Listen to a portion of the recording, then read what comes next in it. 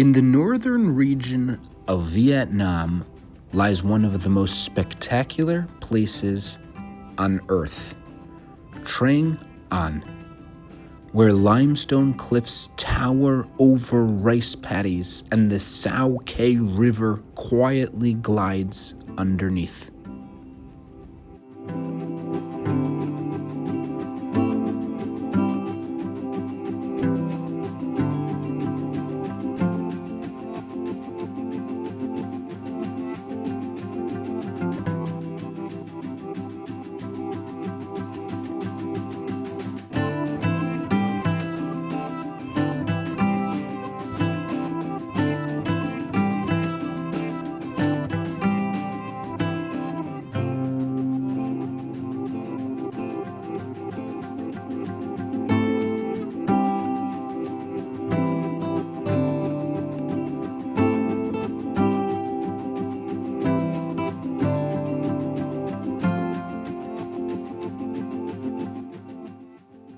I'm standing here in Tam Quoc, Ninh Binh, Vietnam, one of the most unbelievably gorgeous places in the world. It's like stepping into a painting, just endless rice fields and limestone cliffs towering out of the earth, and there's rivers winding through ancient caves. But being that this place is a little or more than a little off the grid, there are no big name hotels here. There's no Hiltons, there's no Hyatts, no Marriotts. Just some mom and pop guest houses and a handful of cozy bungalows. Now, the most sought out resort in this whole area, the closest thing to a real luxury hotel, is called the Tam Quoc Garden Resort. It's peaceful, it's lush, it's designed beautifully, and it gets booked up fast. I mean, really fast. People come from all over the world to experience this exact place, and it fills up months in advance. So a few weeks ago, I started checking and I knew the exact dates I'd be in Tam Quoc. I searched and it was booked solid. I'm talking zero availability, not even one night. And even if I called, they wouldn't let me reserve anything. So I check every few days and nothing is available. And then one day suddenly a room pops up, one room. I figured, all right, this has to be the worst one in the place. Maybe it's next to the kitchen. Maybe the window looks out at a brick wall. Maybe they give you instant coffee and just, 7 square feet of space. But I didn't care. I just clicked it and it showed some price in Vietnamese dong, which honestly, I had no idea what that number meant. But I just booked it. I thought, even if it's a bad room, at least I'll be in the resort, better than nothing. So I show up to the resort today, I check in, and I'm walking to the room, expecting the basement, expecting to be shoved in, the back corner. And then I open the door, and what I see takes my breath away.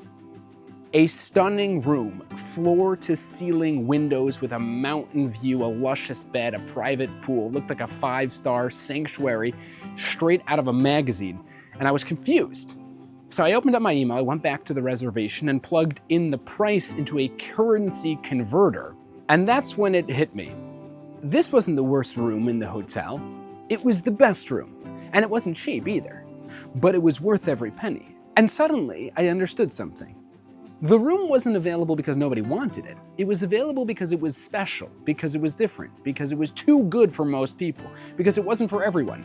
That's why it was available. Not because it wasn't good enough, but because it was too good.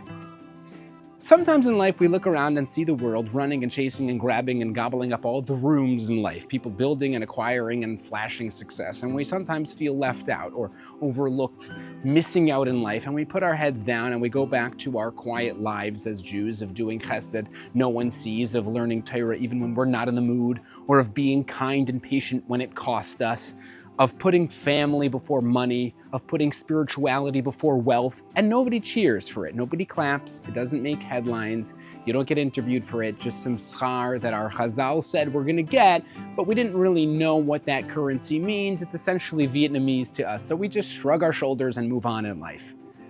But there will come a day where you will arrive at the ultimate hotel, the one in heaven, and they'll hand you a key.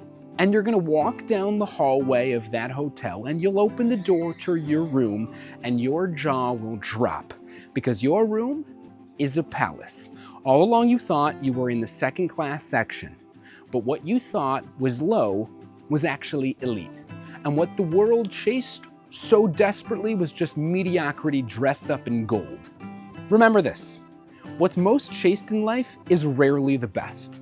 Most people do what most people do because that's what most people do, and most people are average. But Jews don't settle for average. We strive for greatness quietly, boldly, even when no one's watching, even when the world disagrees. And greatness is never found in the noisy lobbies. It's found in the hidden rooms. The rooms waiting just for you.